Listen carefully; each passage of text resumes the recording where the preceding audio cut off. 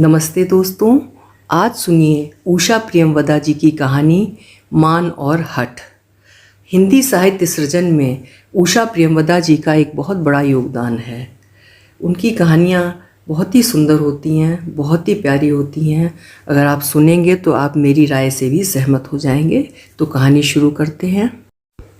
जब बारात देखकर अमृता की सखियां अंदर आईं तो वो बहुत शांत थीं। अमृता ने उत्सुक आंखों से उन्हें देखा, पर किसी ने उसके भावी पति के बारे में कुछ नहीं कहा। आशंका से अमृता का हृदय धड़क उठा, पर वो कुछ बोली नहीं, सिर झुकाए बैठी रही। अन्य स्त्रियां भी बारात देखकर अंदर आ रही थीं। एक ने लंबी आह भरकर कहा, अपना अपना भाग्य है, कैसी चांद सी बेटी है और कैसा वर। उसकी नज़र जब सिमटी सिकुड़ी अमृता पर पड़ी तो वो अचकचा कर चुप हो गई। अमृता अपनी गोरी कलाई में पड़े चमकते गहनों और गुड़ियों को देख रही थी। अनायास ही आंखें भर आईं और आंसू चू पड़े। आकुल हो सुषमा ने कहा, ये क्या पगली, रोती क्यों है? सभी कुछ तो मिला है तुझे। जरा सी देर को जब अन्य सखियां हट गईं तो अधीर हो अमृता ने भरे कंठ से पूछा, सुषमा सच बता। सुषमा की आंखों से एक आंसू टपक पड़ा। केवल रूप से क्या होता है अमृता, और सब बातों में वो बहुत अच्छे हैं। सुषमा ने उसे ढांढस बंधाते हुए कहा। और सच ही, और सब बातों में मुकुल बहुत अच्छा था। धनी जज का अकेला बेटा, सुशिक्षित, अच्छी नौकरी। पर अमृता को इन सब से क्या करना। उसके दिल में तो इस बात ने गहरा घाव कर दिया था कि उसका पति अत्यधिक कुरूप है। जीना घूंघट उठाकर जिसने भी वधू का मुख देखा उसने मुकुल का भाग्य सराहा। अपनी प्रशंसा का हर शब्द अमृता के दिल पर घूंसों सा लगा। उसका मन होता कि घूंघट फाड़ कर फेंक दे, स्त्रियों का मुंह नोच ले और दीवार से सिर टकरा टकरा कर मर जाए। पर वो वैसी ही शांत सिर झुकाए बैठी रही। बड़ी बड़ी काली आंखों में आंसू उमड़ते रहे और सिसकियां अपने में दबाए वो चुप बैठी रही। मुकुल को उन्हीं सब बातों की साथ थी जो हर एक युवक को होती है, और शायद भाग्य से उसे ऐसी पत्नी भी मिल गई थी जो देखने में अनन्य सुंदरी थी। पर मुकुल ने एक बार भी ये सोचने की कोशिश नहीं की कि उस उर्वशी सी अमृता के भी न जाने क्या क्या अरमान होंगे। उसकी समझ में स्त्रियों को केवल यही चीज़ें चाहिए, रुपया, अच्छे अच्छे कपड़े, गहने, नौकर चाकर और मोटर, और वो यह सब चीज़ें अमृता को दे सकता था। जब कई दिन बीतने पर भी जगमग जगमग करते आभूषणों के बीच अमृता का मुंह कुमलाया ही रहा तो मुकुल से न रहा गया।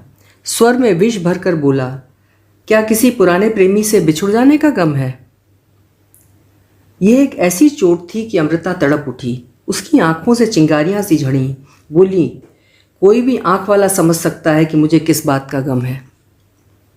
मुकुल एक क्षण को अवाक रह गया और फिर कहा, ओह, तो क्यों नहीं अपने माता पिता से कह दिया कि तुम्हें कामदेव चाहिए? आंसुओं से भीगे स्वर में अमृता ने कहा, वही लोग तो मेरे लिए दुश्मन हो गए। तब फिर मुझे क्यों दोष देती हो? मुझे तुम्हारी जैसी हजारों मिल सकती थीं। अमृता ने कुछ नहीं कहा, चुपचाप सिसकती रही।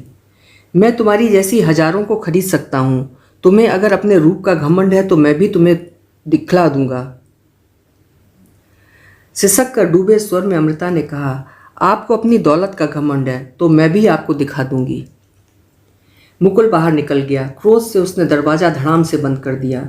जरा गुरूर तो देखो, अभी 5 दिन हुए हैं शादी को, बराबर से जबान चलाती है।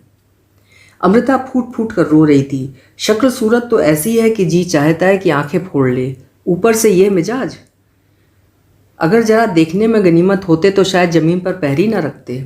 सोचते होंगे कि अमृता रुपयों पर बिक जाएगी। अभी समझा नहीं है कि अमृता किस मिट्टी की बनी हुई है। फिर अमृता कुछ दिन और रही, मगर मुकुल उससे नहीं बोला। सोचता था कि पतिव्रता स्त्री की भांति वो आकर पैरों पे पड़ेगी, क्षमा मांगेगी, मगर वो नहीं आई। अमृता सोचती थी, मैं क्यों जाऊं? बात शुरू तो उन्होंने ही की है। यह नहीं कि अपने आचरण से अपनी कुरूपता को ढकने का प्रयत्न करें, ऊपर से धौंस जमाते हैं। एक दिन अमृता चली गई। मुकुल तब भी नहीं बोला और भारी दिल लिए इधर उधर घूमता रहा। सुषमा ने उन आंखों में सघन वेदना देखी। बड़ी पागल है तू अमृता, क्या बचपना कर बैठी। तूने ऐसी बात कही ही क्यों? बस मुझे ही दोष दो, ये तो नहीं कि मुझसे जरा सी सहानुभूति दिखाओ। क्या मेरे अरमान, मेरी चाहें कुछ भी नहीं? औरत की चाहें अरमान कुछ महत्व नहीं रखते, ये दुनिया पुरुषों की है, फिर आखिर रूप रंग में रखा ही क्या है। हाँ तो ठीक है, तू कर लेना उनसे शादी, वो तो सिर के बल तैयार हो जाएंगे। उन्होंने कहा ही था कि उन्हें रुपयों के बल पर हजारों मिल जाएंगी। सुषमा ने गंभीरता से कहा, तेरा तो सिर फिर गया है, एक दिन रोएगी अपनी किस्मत को। एक दिन क्या, अभी ही रो रही हूँ। और जब मुकुल के यहाँ से बुलाने का पत्र आया तो अमृता ने जाने से साफ इनकार कर दिया। माँ खूब ही नाराज होकर बोली, अजीब लड़की है, हम लोगों की नाक कटवाने पर तुली है। अमृता ने कुछ उत्तर नहीं दिया। तो फिर क्या जवाब दिया जाए? लिखवा दो कि हमारी लड़की आपके घर में जीते जी कदम नहीं रखेगी। दुखी होकर माँ बोली, अरे छोटे मुंह बड़ी बात न बोल, आखिर क्यों नहीं जाएगी? नहीं जाऊंगी मेरा मन। वाह रे तेरा मन। अब अमृता उबल पड़ी। देखो माँ, एक तो तुमने सबने मेरी जिंदगी तबाह कर दी, ऊपर से। माँ की आंखें भर आईं। हम लोगों ने तो तेरा भला ही चाहा था, शक्ल सूरत से क्या होता है, इज्जत तो रुपयों की ही होती है।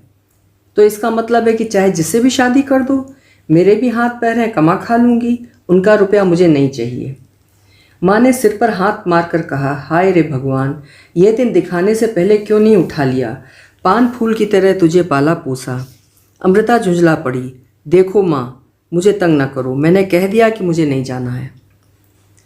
मुकुल ने कौर मुंह में दिया ही था कि बहन ने कहा, सुना भैया, भाभी नहीं आएंगी। क्या? चौंक कर मुकुल ने कहा। हाँ, उनके यहाँ से खत आया है, लिखा है कि वो बीमार हैं। मुकुल का दिल न जाने कैसा कैसा सा हुआ। अमृता बीमार है, वो बिना खाए ही उठाया, आकर सिगरेट सुलगाई और खोया सा दूर देखने लगा। अमृता कितनी सुंदर है, आंखें कितनी नशीली हैं, होंठ कितने भरे हुए हैं, बातचीत और उठने बैठने में कितना आकर्षण, और उसकी वो प्रगाढ़ वेदना, वो दर्प, वो तेजी। मुकुल ने सिगरेट पैरों से कुचल दी। एक ख्याल काले बादल की तरह आया और छा गया। वो आना नहीं चाहती, मुकुल ने सोचा, क्योंकि मैं इतना बदसूरत हूँ, मैं काला हूँ, भद्दा हूँ। पर इसमें मेरा क्या दोष? मैंने तो सदा ही सुंदर पत्नी चाही थी और मुझे मिली भी। मैं अमृता को सब कुछ दे सकता हूँ, उसे रानी की तरह रख सकता हूँ। अकेला बेटा हूँ, 1100 पाता हूँ, और फिर ऐसा ही था तो क्यों नहीं उसने मुझे शादी से पहले देख लिया? अगर उसे अपने रूप पर मान है तो मैं भी अपने हट का पक्का हूँ। झुकेगी तो अमृता, वो नारी है, पत्नी है, और मैं पति। पर मुकुल अमृता को नहीं जानता था। बार बार मुकुल के पिता ने बुलाया पर अमृता नहीं आई। हार कर वे लोग चुप हो रहे। मुकुल बार बार उसे पत्र लिखने की सोचता, मगर न जाने क्या उसे रोक देता। शायद अपने पुरुष होने का आत्माभिमान। दिन बीतते गए। अमृता को लगा कि वो खोखली हो गई है। एक निरर्थकता की भावना उसके मन प्राणों पर छा गई थी। ऐसा लगता कि वो पथ भूल गई है, अब कभी मंजिल तक न पहुंच पाएगी। कभी अपने विवाह की बात सोचती तो वो दुस्वप्न सा लगता। वो सोचती ही काश ये सपना टूट जाए और वो अपने को वही बेफिक्र अमृता पाए, अमृता जिसे अपने समान ही सुंदर पति पाने का अरमान था। पर क्योंकि वो सपना नहीं था इसलिए नहीं टूटा। वो सत्य था, कटु और कठोर सत्य। अगर कोई सखी नेत्रों में उत्सुकता और स्वर में विदर्भ भरकर पूछती, अरे अमृता मुसलसल कब जाओगी, तो वो स्वर को यथासाध्य सहज बनाकर कहती, पहले पढ़ाई तो खत्म कर लूँ। धीरे धीरे खबर मुकुल के घर वालों तक पहुंच गई कि पढ़ाई का केवल बहाना है, अमृता आना नहीं चाहती है। समाचार की पुष्टि करती हुई मुकुल की दूर की रिश्ते की बुआ बोली, ए भाभी, तुम ना जाने क्यों उस पर फिसल गईं। आजकल की पढ़ी लिखी लड़कियां ऐसी ही होती हैं। खैर अब भी क्या बिगड़ा है, मुकुल को हजारों मिल जाएंगी। अरे दूर क्यों जाती हो, मेरी ही देवरानी की चाची की बहन है, देखने में ऐसी की अप्सरा, कामकाज में होशियार, नाचे वो, गाए वो। मुकुल की माँ की आंखें भर आईं। मुझे क्या पता था, देखने में तो ऐसा भोला मुंह है उसका, और देखो ना, मुकुल अलग पीला पड़ता जा रहा है। तब फिर क्या है, मैं कहूँगी अपनी देवरानी से। माँ ने जल्दी से कहा, नहीं नहीं, ऐसी बात थोड़ी ही है, पढ़ लेगी तो वो आएगी ही। मगर बाद में उन्होंने जितना इस बात पर सोचा उतनी ही उपयुक्त लगी। उन्होंने निश्चय किया कि अब अगर अमृता नहीं आई तो जाड़ों में मुकुल की दूसरी शादी कर देंगे, तब तक पहली शादी को काफ़ी दिन हो जाएंगे। और जब उस आखिरी खत का भी जवाब आ गया कि अमृता को पढ़ना बहुत है इसलिए वो ना आ सकेगी, तब साहस करके उन्होंने प्रसंग छेड़ा। एक लड़की है, सुना है कि अच्छी है। मुकुल ने तीव्र दृष्टि से माँ को देखा। तो क्या, अमृता तो अब आएगी नहीं, बड़े मिजाज हैं उसके। क्या पता था कि ऐसी होगी। उसे भी पता चल जाएगा कि हमारे लड़के के। मुकुल के दिल में टीस सी उठी। माँ, तुम भी क्या बेकार की बात करती हो। और उसके कहने के ढंग में न जाने क्या था कि फिर किसी को कुछ कहने का साहस ही ना हुआ। जब अमृता के यहाँ सबने सुना कि वे लोग दूसरी शादी करना चाहते हैं तो सब लोग सन्न रह गए। अमृता के हठ का ये परिणाम होगा, ये उन्होंने नहीं सोचा था। सबने उसे डांटा, समझाया, फुसलाया, पर वो अपनी बात पर अटल रही। वो मुकुल के घर नहीं जाएगी तो नहीं जाएगी, कर ले वो दूसरी शादी। और अगर घर वालों के लिए वो भार हो गई है तो वो जल्दी ही कहीं नौकरी कर लेगी। परिणाम ये हुआ कि पिता ने उससे बोलना छोड़ दिया। भाई झिड़कने लगे, भाभियाँ पग पग पर अपमानित करने लगीं। अमृता का मुख पीला पड़ गया, दुबले सूखे मुंह पर आंखें और भी बड़ी लगने लगीं, मगर एक आग उसके दिल में धधकती रही। हाँ, गलती उसकी अवश्य थी कि उसने शादी से पहले मुकुल को नहीं देखा, मगर वो कहती भी कैसे कि वो उसे देखना चाहती है। भाई ने कह दिया था कि साधारण है, और फिर मुकुल का ये गर्व, ये मान, एक पत्र भी नहीं डाला। पूरे 2 साल हो गए। अगर मुकुल झुकता तो वह उसे स्वीकार कर लेती, पर वो स्वयं झुकना उसे सह्य नहीं था। इस दृढ़ निश्चय ने उसे एक आभास ही दी। परीक्षा के बाद उसे नौकरी कर ली और सबसे दूर पूना चली गई। मुकुल को एक क्षीण सी आशा थी, अमृता के पूना चले जाने से वो भी टूट गई। उसे विश्वास हो गया कि अमृता ने उससे नाता तोड़ लिया है, शायद सदा के लिए। एक दिन अमृता को एक निमंत्रण पत्र मिला मुकुल के विवाह का। किसी ने ससुराल से उसके साथ एक क्रूर परिहास किया था जिससे अमृता भी जान जाए। एक आह अनजाने में ही उसके होठों तक आ गई। फिर अमृता ने वो पत्र फाड़ डाला और सूने नेत्रों से उन टुकड़ों को देखती रही। मंगल घट पर रखा हुआ नारियल, फूल मालाओं से लिपटे 2 हाथ, किसी और नारी का भविष्य मुकुल के साथ बंध रहा था। एक दिन जब पड़ोस के बच्चों का शोर असह्य हो गया तो अमृता ने मुंह हाथों में छिपा लिया। वो आंसुओं से भीगा था। वह रोज देखती थी कि उस घर की पत्नी प्रसन्न मुख से पति के साथ उसे बाहर तक पहुंचाने जाती है, फिर बच्चों का मुख चूम कर स्कूल भेजती है और 2 बच्चों के मधुर कलरव से घर गूंजता रहता है। अगर कभी अमृता से मिलने आती है तो नन्हा शिशु उसके कमरे में तूफान मचा देता है, मेजपोश खींच कर फेंक देता है, स्याही की दावात लुढ़का देता है, फूलदान में से फूल निकाल कर सारे कमरे में बिखरा देता है और माँ के डांटने पर शरारत से हंस देता है।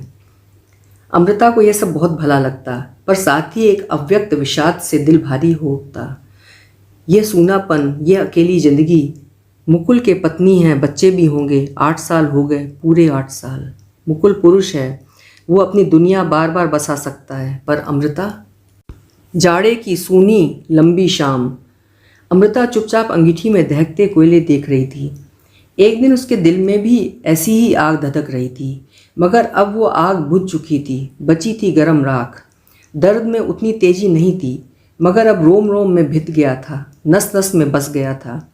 अमृता ने बाहर नजर डाली। अंधेरे में एक छाया सी थी, निर्जन सड़क पर एक व्यक्ति भूला भटका सा।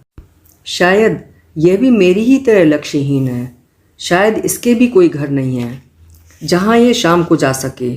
उस अनजान अपरिचित व्यक्ति के लिए संवेदना से उसका हृदय भर उठा। किसी ने द्वार पर थपकी दी। अमृता ने द्वार खोल दिया और विस्मय से पीछे हट गई। आगंतुक बिजली के नीचे आया। आप? वो जैसे चीख पड़ी।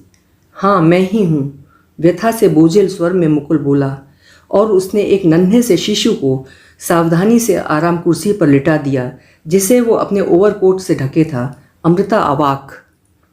अमृता, मेरी पत्नी मर चुकी है, उसके मरने से मेरे लिए कुछ अंतर नहीं। मैं उसके जीते जी उतना ही अकेला था जितना कि तुम्हारे जाने के बाद से था। मैं जानता हूँ कि तुम मुझे स्वीकार नहीं करोगी, मगर न जाने क्या मुझे यहाँ तक खींच लाया। एक हल्की सी आशा। अमृता एकटक उसे देख रही थी। 8 सालों में वो बहुत बदल गया था। बरसों का बीमार सा, टूटा टूटा, खोया खोया, उदास और बेहद अकेला। उसके दर्द ने उसे एक स्निग्ध अलौकिक आकर्षण दे दिया था जिसे केवल अमृता की ही आंखें देख सकें। शिशु रोया और अमृता ने झपट कर उसे उठा लिया, कंधे से लगाया और धीरे धीरे थपकने लगी। दिल में न जाने कैसा सा लगा कि आंखों से आंसू चू पड़े। अभी आप सुन रहे थे उषा प्रियमवदा जी की लिखी हुई कहानी मान और हट। आशा है कहानी आपको पसंद आई होगी। अपने विचार कमेंट बॉक्स में लिखिएगा। फिर मिलेंगे। आपका समय शुभ हो, मंगलमय हो।